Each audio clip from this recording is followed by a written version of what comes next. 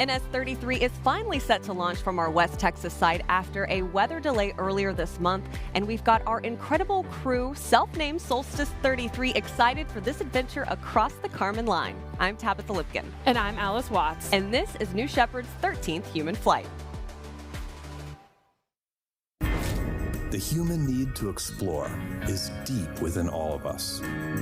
Our ancestors crossed mountain ranges, sailed open oceans to map new lands, and sought out the unknown, while always looking to the stars. We're curious, and now we're at a place where we can pioneer new horizons. Now is the time. Shepard has cleared the tower. Look at our beautiful Earth, you guys. To open the promise of space to all. Yes, guys, we're doing it! And lay the way for generations to come. When our descendants look to the stars, they'll remember this time. When they reflect on where it started, they'll remember this place. And when they honor those first explorers who said, "Let's go," they'll remember these bold steps. We are of blue origin. And this is just the beginning.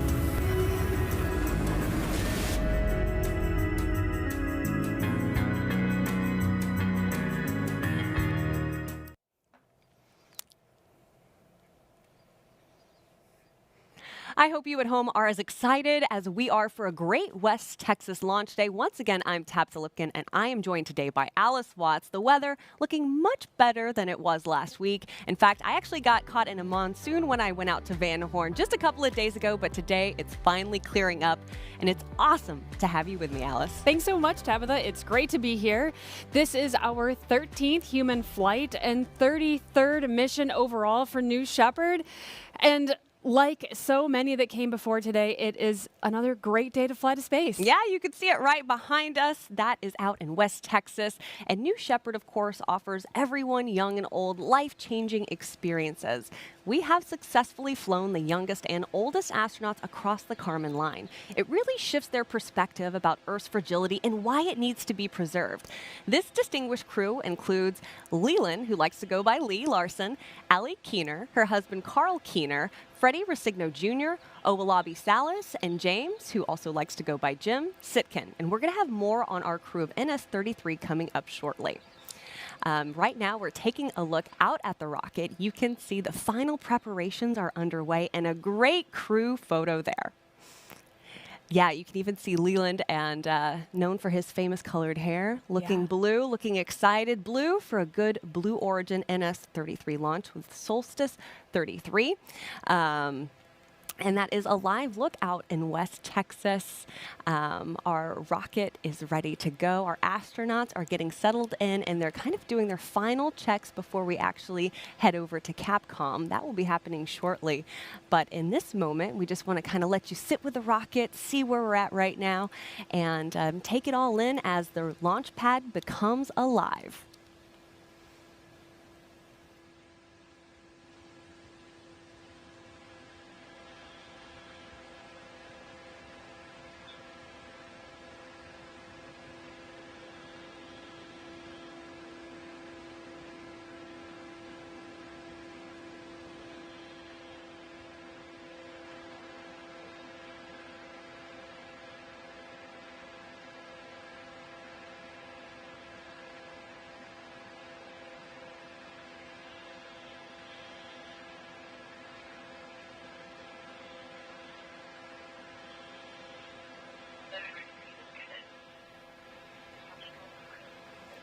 And Alice, we actually have some footage from earlier this morning as our Astros left the Astronaut Training Center. They got into those Rivians and they made their way out to the launch pad. I love these drone shots. It really gives you a perspective of the culmination of this moment and really what goes into it.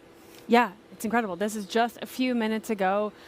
We are getting situated in the capsule right now, but earlier they drove the Rivians on the road to space. They got out and took their crew photo, a tradition that we do for every flight. And then they got in the elevator and got up to the top of that tower. Yeah. Getting ready for their flight day. And it's really an exciting moment for them because, again, we did have to scrub last just over a week ago due to a weather delay. But today, they're back in action out in West Texas, and they're ready to rock. Now, I am understanding that we are getting ready to hear those comms checks, and that's from Capcom, which is short for Capsule Communicator. So we're going to toss it back over to the rocket and watch some of this footage as our astronauts get ready to take off and cross the Kármán line. And soon we will be hearing from Rob Frelowski, who is our Capcom today, and a crew member 7.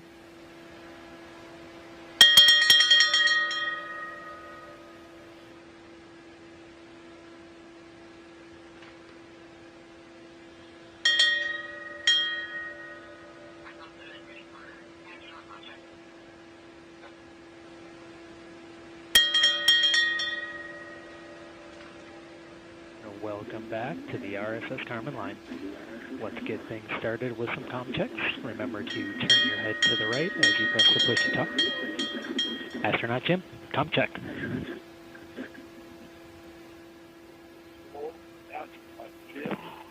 I need you loud and clear on the 5-day launch. I'm moving upward. Over out. Copy that. Astronaut Buzzy Lee, comm check. I'm here and looking forward to everything next fall. Copy that. Astronaut Owolabi Salis, comm check.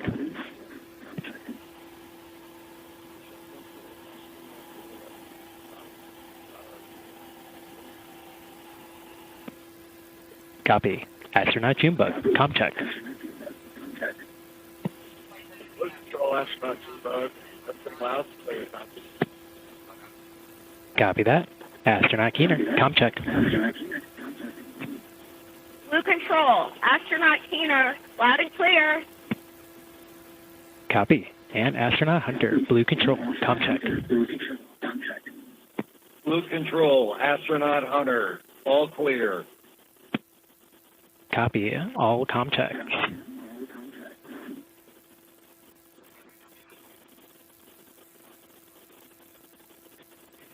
Kármán line, Blue Control, we are at T-minus 22 minutes and counting. Crew member 7 is getting ready to close the hatch.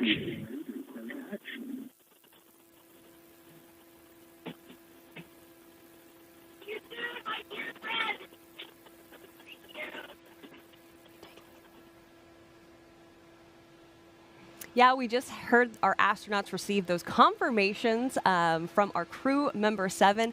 All good to go. You know, we have 2 Kuehners who are together in the rocket right now, and so you heard Carl's call was Hunter. So we also know that we have viewers at home who are thinking, I want to do that. I know it's at the very, very top of my bucket list as well, but here is the coolest thing. You can absolutely be a part of one of our next New Shepard launches, getting to see this big, beautiful planet we call Earth from across the Kármán line.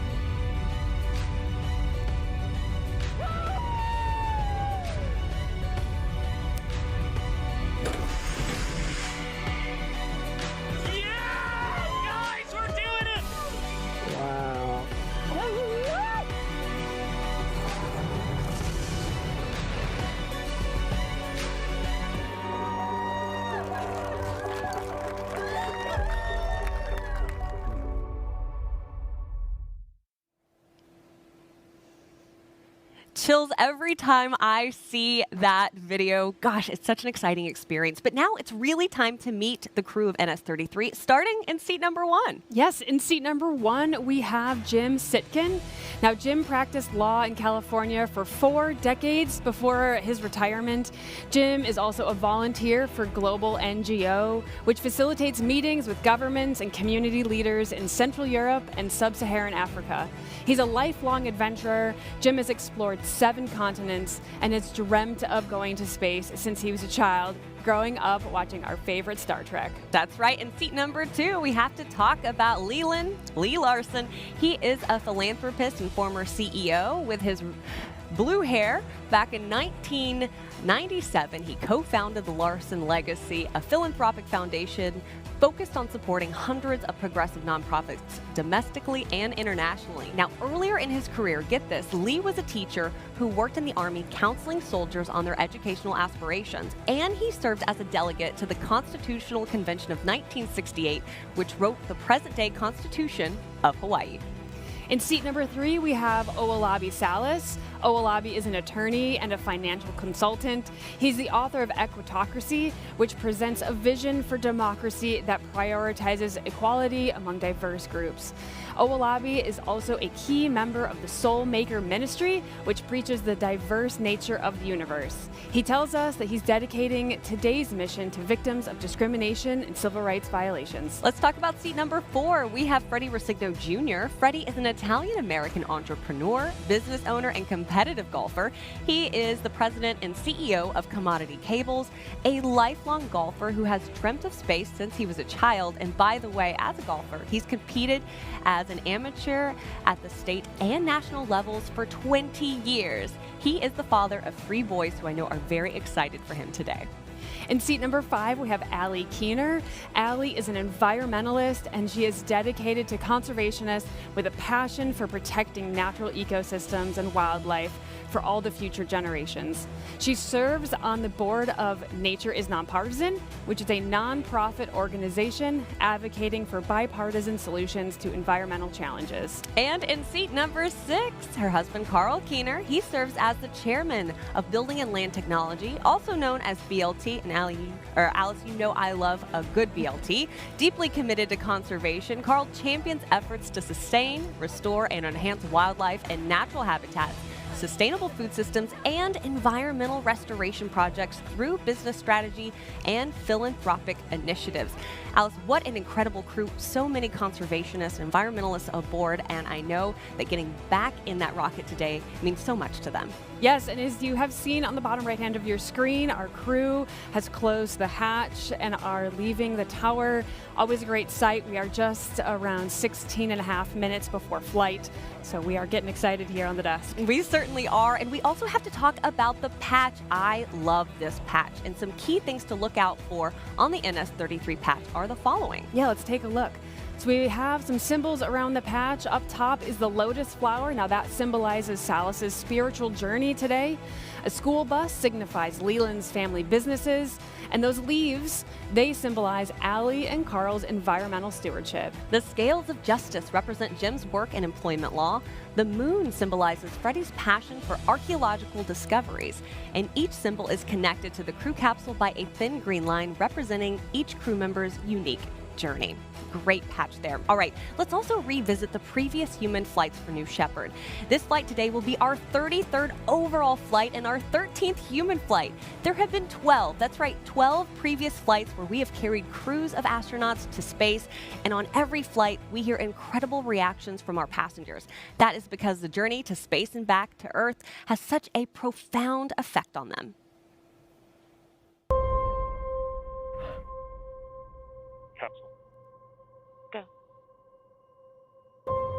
Holy monkey. Booster. Is this wild? Go. Each person that goes up there, Oh my golly, this is nuts! Ground. Go. all of a sudden has a totally different perspective Wow, look at that view. Captain Go. of this little place here. New Shepard is go for launch. This is heaven! It's almost like an out-of-body experience. Oh!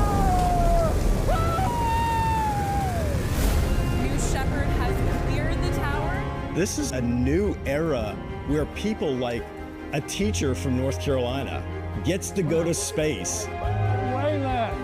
Space has always been something I've wanted to do, but it's never been accessible until now. Look at that view. Look at the view. It's just unbelievable. You have to see it with your eyes to really, really take it in.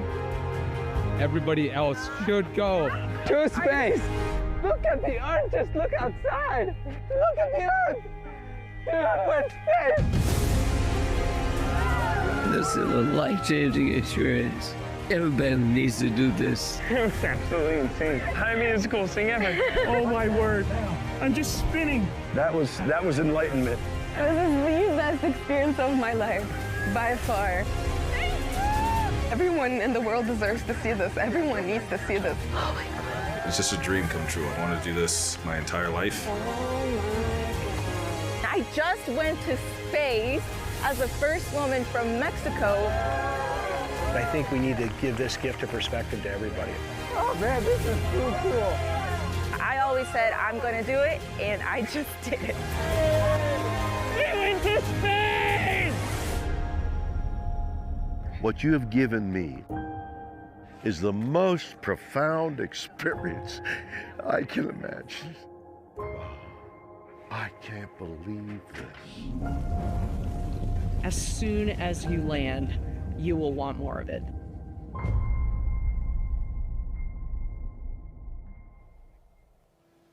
So we want to take a moment to talk about building the road to space for the benefit of Earth. As you just saw, New Shepard offers astronauts a life-changing shift in perspective. To date, New Shepard, by the way, has flown 64 humans above the Kármán line. That's 9.1% of all people above the Kármán line. And after this mission, the total number of people flown on New Shepard will be 70. 4 people, by the way, Alice, have flown twice. Now, what's cool is New Shepard allows everyday people just like these astronauts to visit space. We are now operating 2 human-rated vehicles to better meet customer demand. Safety, of course, is our highest value, and we have built redundancy into every safety system. So let's actually discuss how New Shepard fits into Blue Origin's broader mission and vision. Now, New Shepard is just the start of Blue Origin's journey. It's a glimpse at what lies ahead in our roadmap. It's not the ultimate aim. Beyond what's happening here in West Texas today, there are exciting new developments like New Glenn, which has already successfully flown its first mission earlier this year, and it is ushering in a new era for our large orbital vehicles. That's right. You can see it on the screen here. This is a replay of our first launch. What an incredible moment that was for the team. I know everyone at Blue Origin so excited to see that milestone. And of course, New Glenn launched the Blue Ring Pathfinder. Blue Ring is a very versatile in-space system, providing various services for equipment and satellites in space. Yeah, Blue Ring is capable of relocating objects and space hardware, acting as a communication hub between Earth and the Moon, and augmenting satellite functions.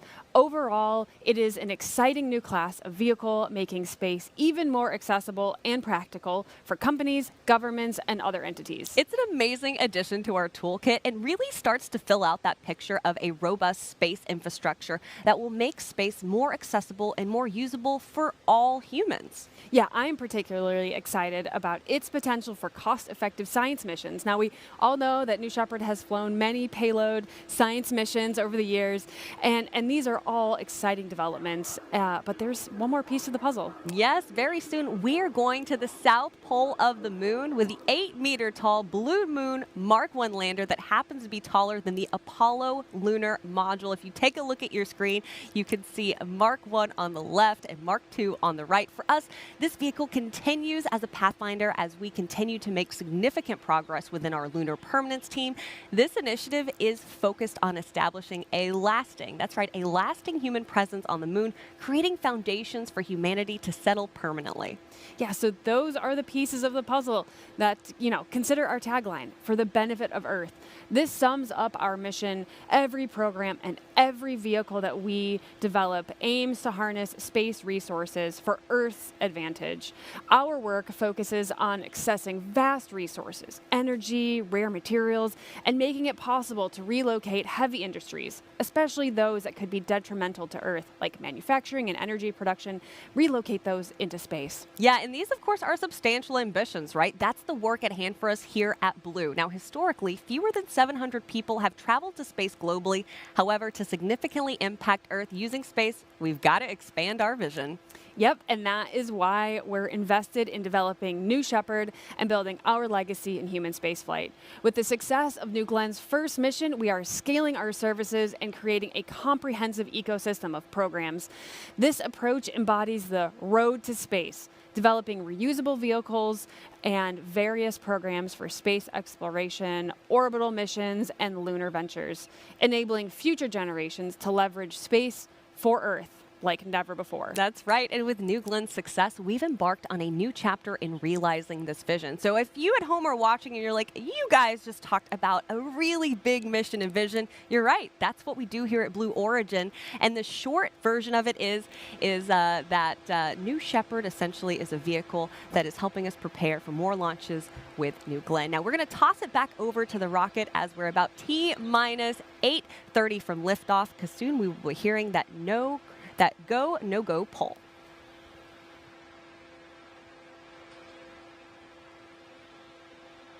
PM recovery. Engineering. Go, green board. CC recovery flight, need your go for terminal count and launch.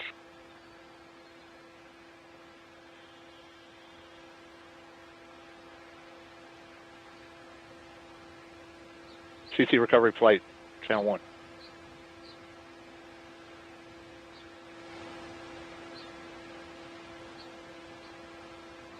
CC recovery flight.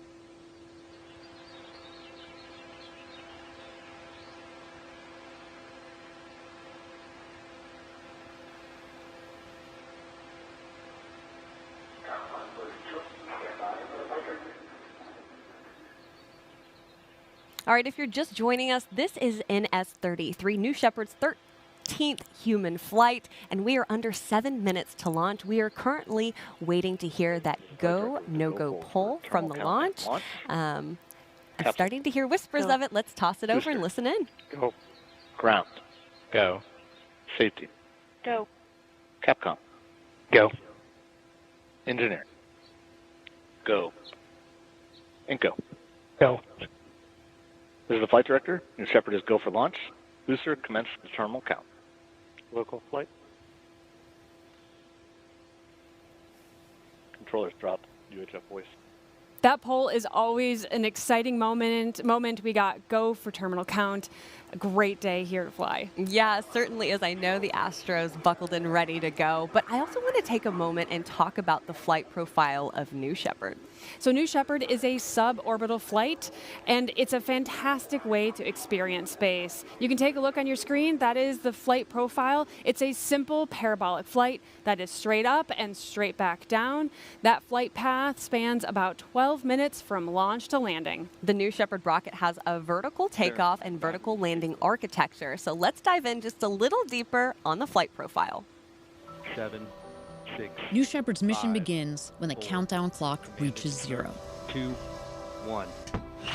At this point, the engine will start and the rocket will lift off of the pad.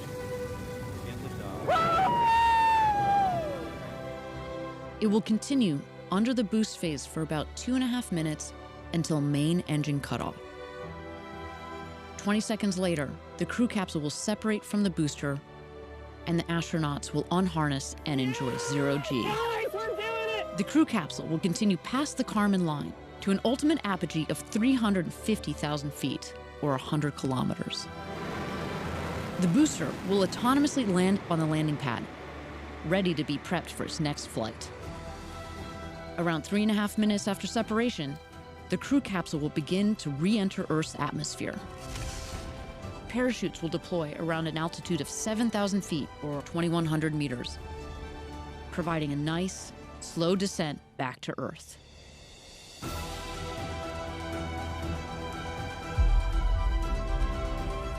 After landing, astronauts exit the capsule and are greeted by the Blue Origin ground crew, family, and friends to celebrate and reflect on their flight. New Shepard, an adventure unlike anything on Earth.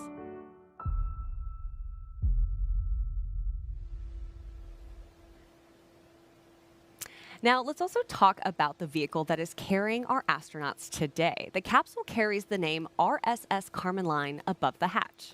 An RSS means reusable spaceship.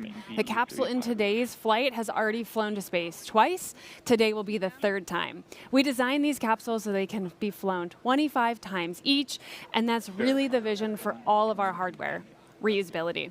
99% of New Shepard's dry mass is reused. We're talking everything from the crew capsule and the booster to the engines and the parachutes. This booster, by the way, has flown 4 times. Reusability is so important to us here at Blue. Not only does it reduce the cost of space travel, it also significantly reduces waste. And we're continuing to develop New Shepard as a program. With the next generation vehicles, we'll be improving our cadence and our vehicle life. These vehicles are actually currently being built in Washington. Shout out to that team. Absolutely. We love that team. And as you can see, we are about T-minus 3 minutes to lift off. So in this moment, we're going to toss it back over to the rocket as the launch pad becomes alive. Command engine controller, ready to start.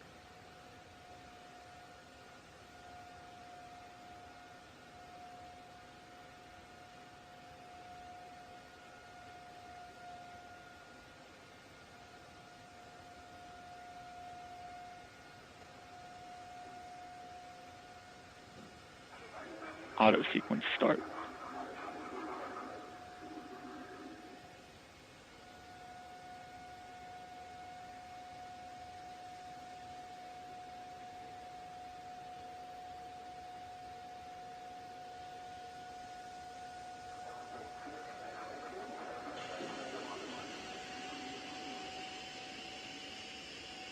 Pressing propellant tanks to flight pressures.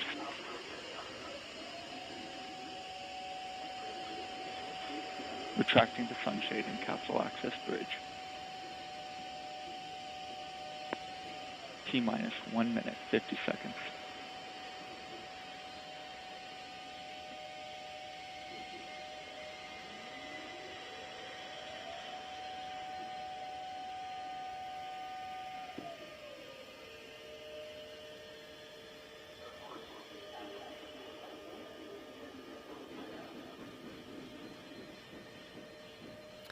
Right now, the vehicle is going through a series of final vehicle checks, also known as bit checks, especially because we are under the 90-second mark here.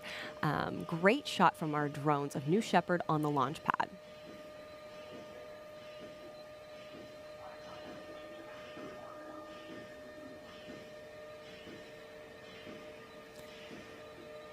Now we are at just about 1 minute until flight. You can see our vehicle on the pad awaiting liftoff. We're doing some final checks. We're always keeping an eye on pressures and temperatures in the propellant tanks. Both of those need to stay in the green zone. You can see on the bottom right all of the friends and family of our astronauts. They're just as excited and ready for today's flight. All right, at about 50 seconds, T-minus 50 seconds to lift off, we are currently in a hold. But again, they are doing those final checks. We saw the friends and family out there ready for this moment that has been long awaited. Great shots of New Shepard out on the pad.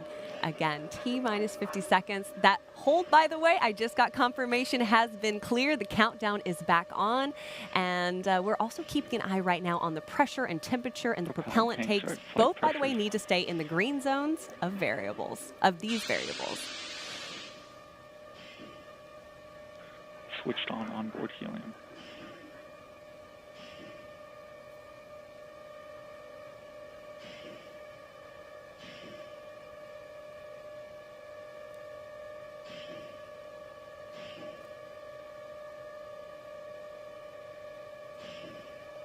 Looks like we have entered another hold. Dutch termination. And it has been lifted. A quick one. The T clock has continued to count down. Back in a short hold. It's like a little roller coaster right before liftoff. And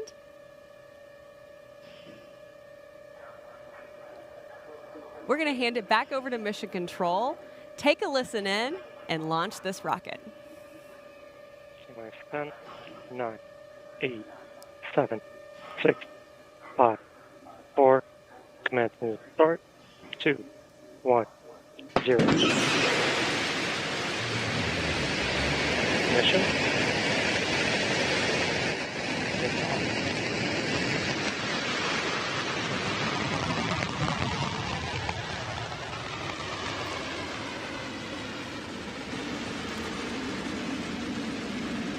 And New Shepard has cleared the tower. Beautiful shot. Starting roll program. NS-33, we are on our way. 30 seconds. Now you can note on the left-hand side of your screen, if you want to follow along, you can. You can note the speed, the altitude, and all of the major milestones coming up here in just a moment. At this point, BE3 is at 100% power level. We are gaining speed and altitude very quickly.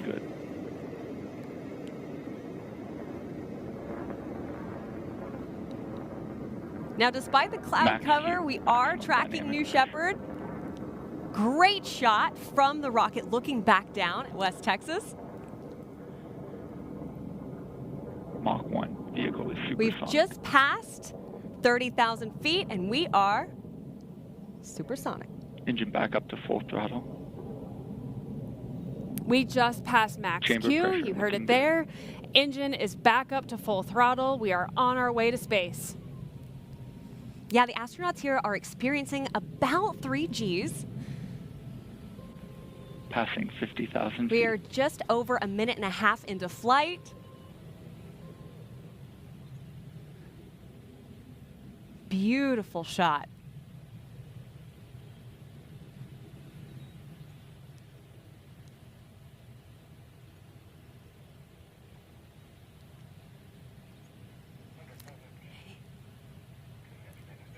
So you're going to notice we're going to stay on this picture. This is, again, the camera that is on New Shepard, and that is because our cameras on the ground can't quite pierce all the way through the cloud cover that we're experiencing out in West Texas.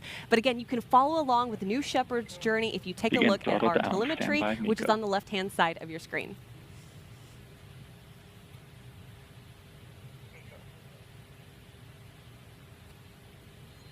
MECO We're about to experience and see MECO. Oh, I just heard.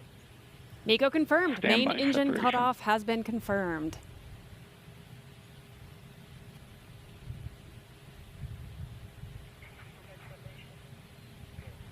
Separation confirmed. Separation is confirmed. That is amazing. Now you can see on your left-hand side, we've got 2 bar charts now. We've got the left-hand side, which is tracking the booster, and the right-hand side is now tracking the capsule. That's right. Our astronauts are experiencing about 0 Gs here. Not about, they are experiencing 0 Gs, a moment they have been waiting for quite a long time, exacerbated by about a week, but they are finally headed across that Kármán line. They are. And as you'll note, the booster does have a rotation to it. We intentionally spin the booster and the capsule during flight so the astronauts can get a 360 view. They get to go around a couple times. It's slow and steady, but they get the full view of everything out their window. That's so great. And these windows, by the way, bigger than a 737. Much bigger. Yeah, by like a lot. And we have officially passed the Kármán line. We're still ascending the booster and the capsule. And they reach apogee at about the exact same time. That is correct. Yep. Yes, they do. We'll see that here in just a moment.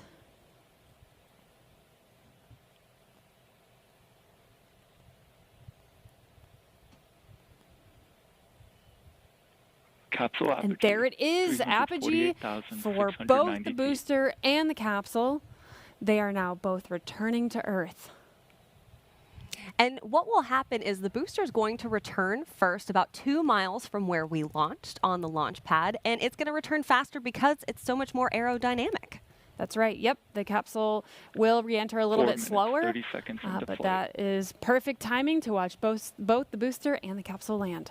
Yeah, we're just over 4 minutes and 30 seconds into flight.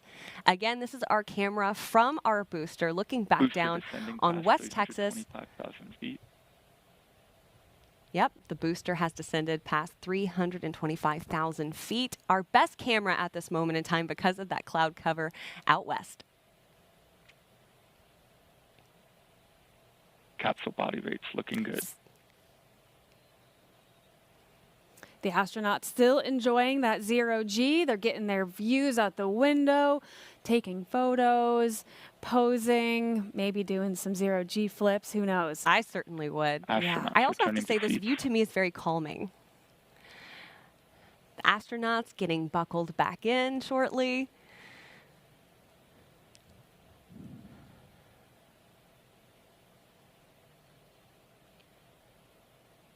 Yeah, but a great Booster shot descent there nominal. from our booster.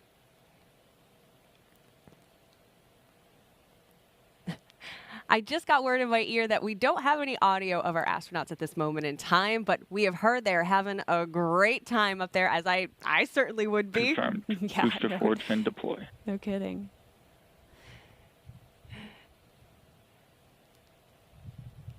The booster descending past 150,000 feet. The booster just opening some of its control surfaces to help it navigate back down. Those all work in tandem. Yeah, the ring fin, the wedge fins, the aft fins at Astronauts the base. experiencing maximum ascent Gs. Those Gs the astronauts are feeling are pushing them into their seat as they hit that thick atmosphere coming back into Earth. They feel about 5 Gs for just a moment, and then it settles back to 1 G very quickly. So they should be cool and comfortable right about now. Yeah. About to go back into the cloud line for our booster. I'm loving this shot from the booster. There we go. Now you can see the desert. And the landing pad. Yeah, that's a great shot of it. Here we go. Our long-range camera's able. And there's the sonic boom. To capture the booster on its descent. Engine relight. Engine restart.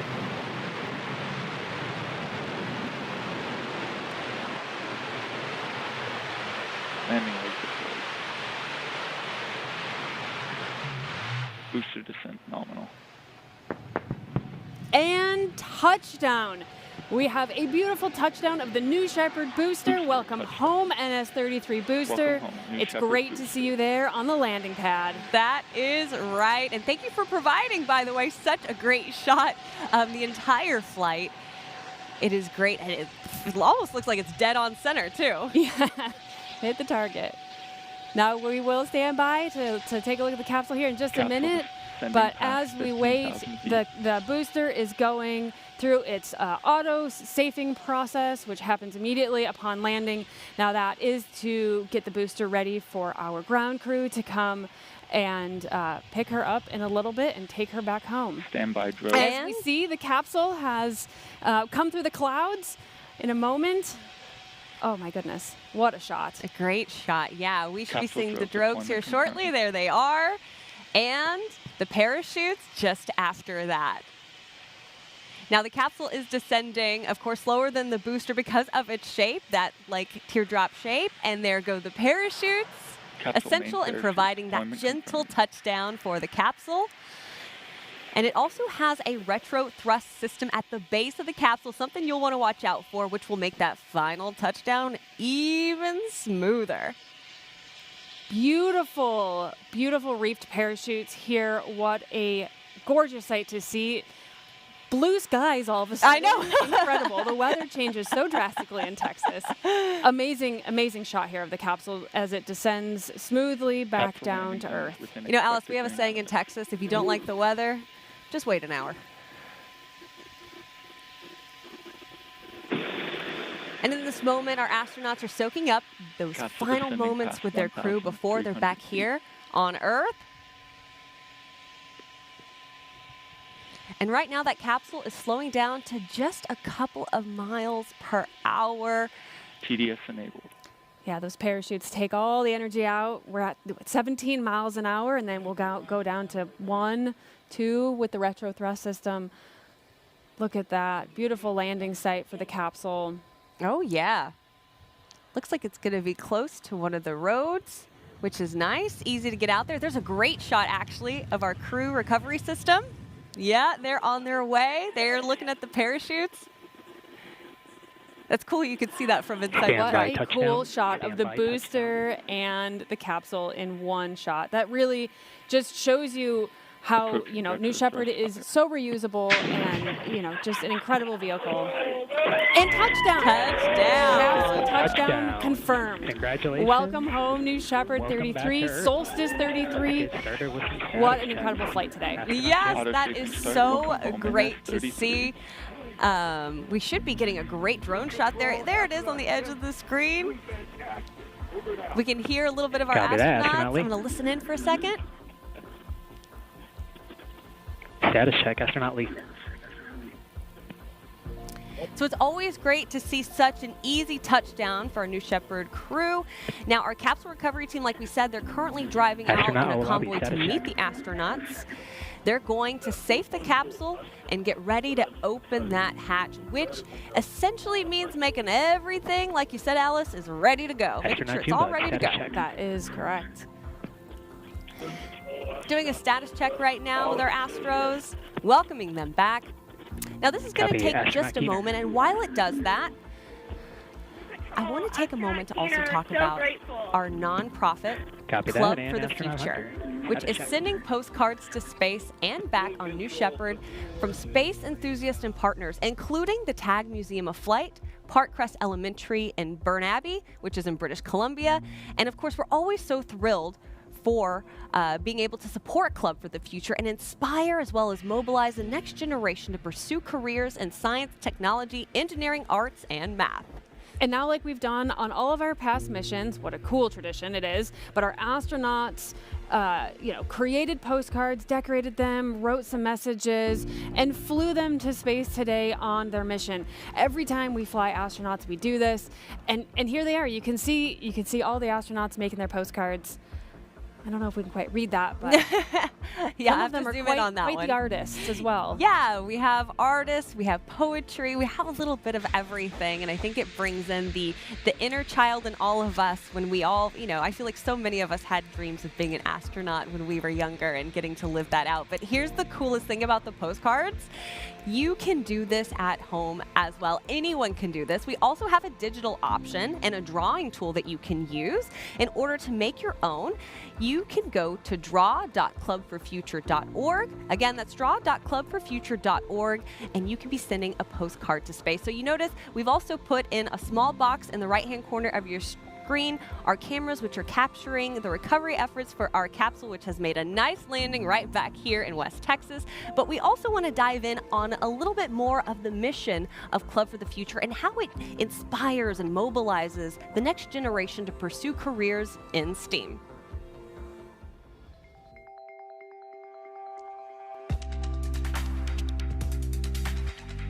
When I was in high school, I was working to build a rocket for a target altitude competition. My mom took me to an observatory opening, and I got to see the rings of Saturn through a telescope. Growing up, I was just not very good at doing school. I wasn't really good at doing homework. There was a teacher at my school, Mr. Cullen, and we spent hours together after school. I would be building a rocket in the back of his class, and that was incredible for me. I had a chemistry teacher who also taught astronomy, sparked that interest in me. She went outside the lines of what I believed a science person should be. It helped jumpstart a passion where I am now a propulsion engineer launching rockets. If a teacher like that could help a student like me and pull me to this career, it just makes me think, what can I do to help inspire the next generation?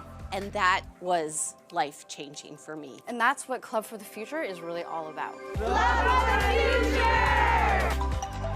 At Club for the Future, our mission is clear: to inspire and mobilize future generations to pursue careers in STEAM, science, technology, engineering, arts, and math, and all for the benefit of Earth. We're here to create meaningful experiences that spark curiosity and ignite passion. We're teaming up with educators to make learning an adventure by creating space-based lessons for K-12 students. If we want to see millions of people living and working in space, space should look like all the populations of Earth. Our goal is to make learning about space more accessible for all. So we've joined with others to reach underrepresented students and underserved communities. But it's not just about what happens in your classroom. As Blue Origin's Club Ambassadors, we're here to share our expertise and inspire students through speaking opportunities, events, and mentorship. Also, with our Postcards to Space program, kids can connect with the vastness of space and the future of our planet. Draw your vision of the future or write any message you want on a postcard and we'll launch it to space and back on a New Shepard rocket. Your postcard will be stamped, flown to space, and returned to you as a unique keepsake. So let's go. Let's dream big, reach high, and build a future where the possibilities, they're as endless as the stars.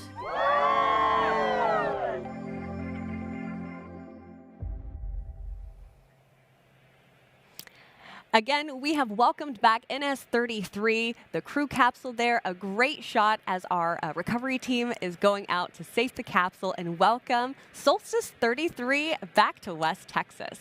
And as we've talked about so much before, Alice, Club for the Future is such a great way to ensure that the great work that we do at Blue continues for future generations. It is so important that we inspire young people to get ready to join the workforce, not just here at Blue, but in all kinds of future STEM careers, so that can build on top of the work that we're doing here today, building the road to space. Yeah, and Jeff has always said this is, this generation's job to build the road to space so that future generations can unleash their creativity. And Tabitha, every Blue Origin employee is also an ambassador for Club for the Future. I know you're doing a Club for the Future event soon, and we all have been involved in some sort of outreach to the schools and communities where we came from, where we live today. So yeah, we are all actively invested in that idea of inspiring the next generation. I was so excited when I got reached out to talk about Club for the Future and to help inspire, because when you look at the acronym for STEAM, I'm the A in STEAM. I'm the arts part of that, the communications part that works in the space field, which is so cool. And Alice, you're on the engineering side of that, which is really exciting. We've got two of them covered. Yeah, absolutely. And we've got a beautiful shot there. You can see the green, actually, from so much rain that happened out in West Texas. We've probably noticed how much we love hyping up our launch site 1 out near Van Horn, Texas. Yeah, Tabitha, you've been there. I've been there a bunch. Van Horn is just one of those little great towns that you might not know about. And I'm actually heading out there this afternoon. Yes, that's right, after launch, and I cannot wait to get there, boots on the ground. It is just such a great place to go hiking, to maybe grab a drink down at the El Cap Hotel or a steak at Cattle Co. So many great parts. Yes, it's a fantastic little town, and we love their support and how much Blue Origin is a part of that town. Now let's take a look out west to learn a little bit more about what Van Horn is all about.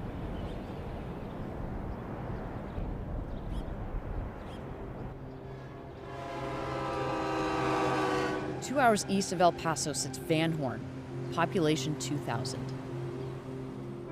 This small town lies on an isolated edge in the high desert of West Texas, with epic views in every direction. Breathtaking sunsets, a seemingly endless horizon, hiking trails, untouched lands, and natural beauty. It's our home away from home, and when we're here, we get to take part in the local culture. And on launch days, locals get a glimpse of New Shepard as it blasts towards the stars. This is the home of New Shepard. 20 miles north of Van Horn's main street, Blue Origin occupies a majestic valley as far as the eye can see. Texas has always been at the forefront of human space exploration. It was home to mission control for the Apollo moon landings, and it's where astronauts have trained for decades. Now, this rich history is being passed to a new generation of astronauts. West Texas has been the site of every New Shepard mission to date. and it's where the journey to space begins.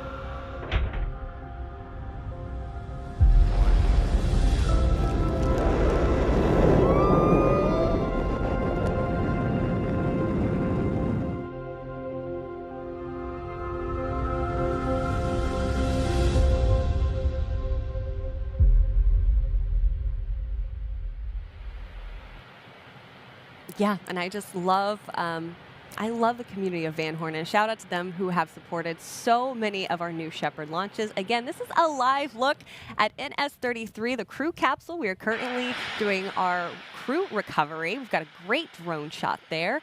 Our astronauts are having their final moments together as a team, and shortly they will be egressing. Yeah, you can see our ground crew making their way around the capsule, getting confirmation from all the astronauts, and safing the vehicle. That includes things like electrically grounding it, checking on all the parachutes, making sure that those are safe, no one's going to trip over anything, making sure the way is clear for the astronauts to egress here shortly. Yeah, I cannot imagine what is going through their minds, and I am so excited to eventually hear from our astronauts. They always, come out and they talk to their friends and their family and communities, later about everything that's happened, and they go out into the world and talk about how the overview effect has really had an impact on them, and they hope to impact other people as well. It's such a great mission with everything that we do here at Blue Origin and with our new Shepard launches. You can see the crew just really doing those final checks. Any moment now, we could be seeing those astronauts egress. And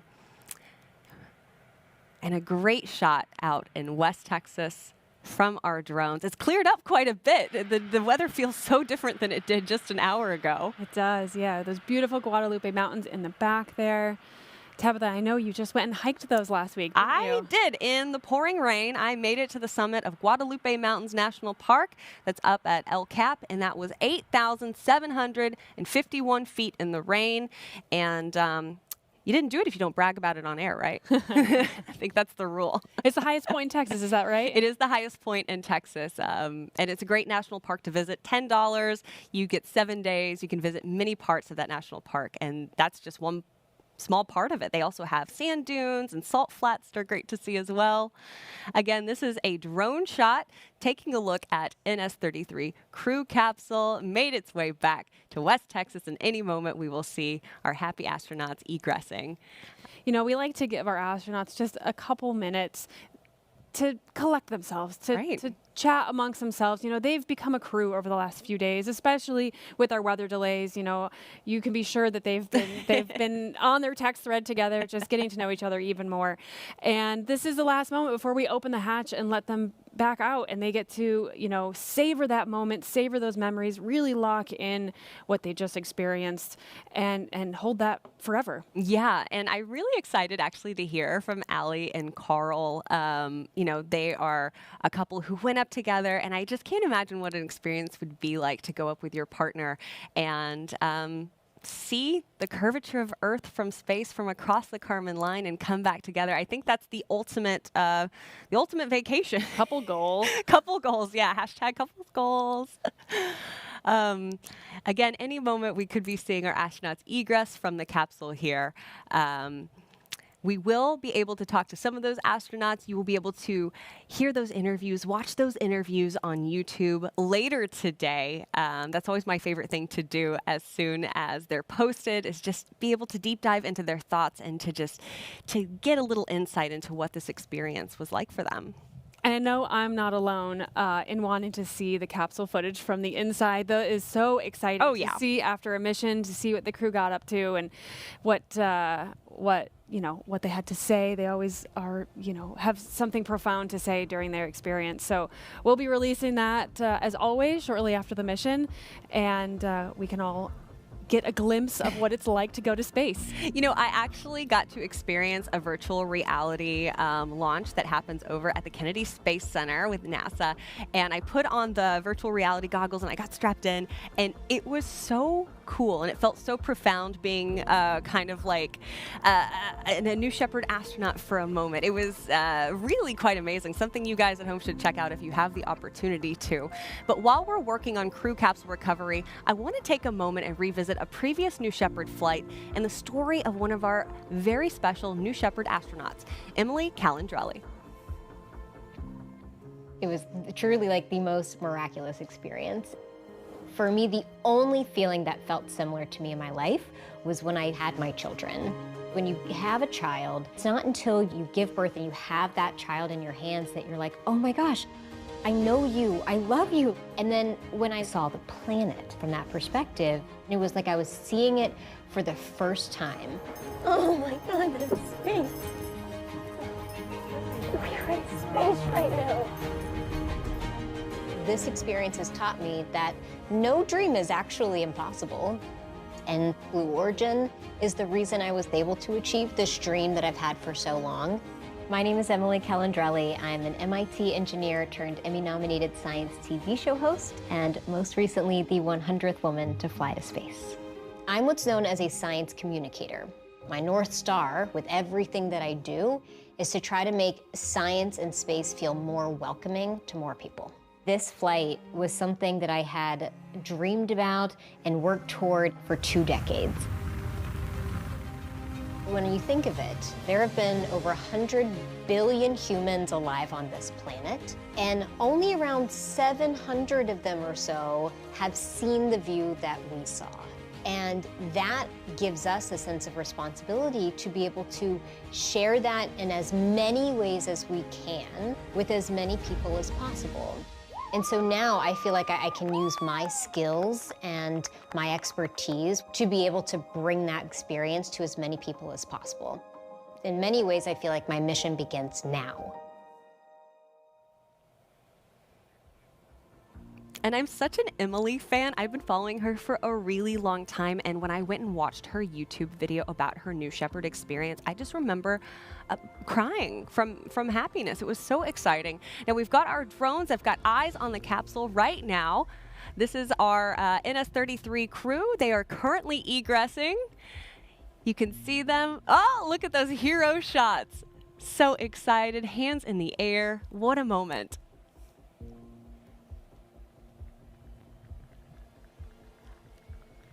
All the cheers and the claps from our ground crew. It's an incredible moment for these astronauts to come back, soak it all in, and really take their moment to egress the capsule. Yeah. Yeah. I'm glued to the screen right now. I'm just like, gosh, what an exciting experience, especially like we said, you know, we did have to scrub the launch due to weather just over a week ago.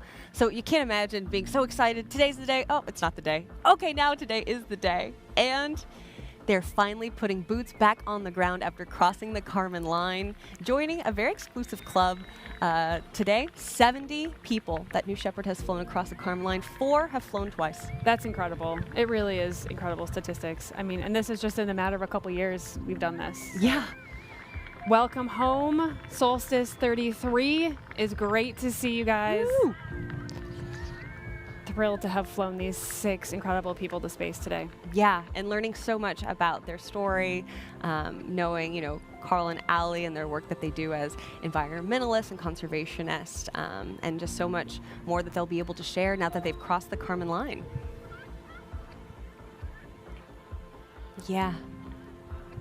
Our drones really getting overtime today with these beautiful shots of the crew capsule. It has just been such a good day to fly for Solstice 33 for our 13th human flight, Alice. A great Sunday. It has been. It's been a great launch day, and you can see all the crew back getting hugs and cheers and those beautiful blue parachutes ready to be packed up for the next New Shepard mission. And I know you at home are excited to hear from the astronauts, as am I. So take a look at our social media. We'll be releasing on YouTube and maybe on our Instagram, a little teaser there for some of the interviews with our astronauts, and you'll be able to hear more about their experience, as well as the video from inside the capsule. And Alice, I think this is our moment to tell our viewers goodbye. I think so. What an incredible day for all of us here at Blue Origin, especially for those 6 astronauts on board. It was an absolute honor to fly you to space today. Now, if you at home would like to follow in the pioneering footsteps of these astronauts and purchase a seat to space, simply scan that QR code on the bottom left-hand side of your screen to visit blueorigin.com. Then go and click that Fly to Space button, and your journey beyond the Kármán line is closer than you think. Yeah, and if you also want to purchase a mission patch made by our very own Zoe Brinkley, shout out to her incredible artistic skills. I love this patch. Go over to Blue Origin shop for not just patches, but we have so much more. Here's that patch once again from today's flight, which is also what the Astros wore on their flight suits. My name is Tabitha Lipkin for Alice Watts and the more than 10,000 employees here at Blue Origin. Thank you for joining us. Until our next launch, Gradatum Ferociter.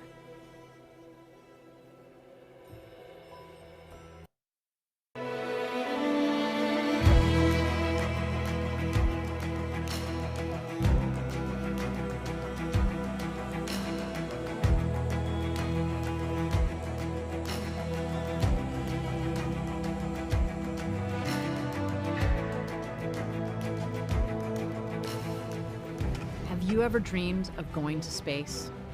A once-in-a-lifetime journey is closer than you think. To book your flight, visit blueorigin.com and click Fly to Space. Tell us as much as you can about yourself. Once we receive your inquiry, our team will reach out to guide you through your journey. It's your time to join the new generation of astronauts.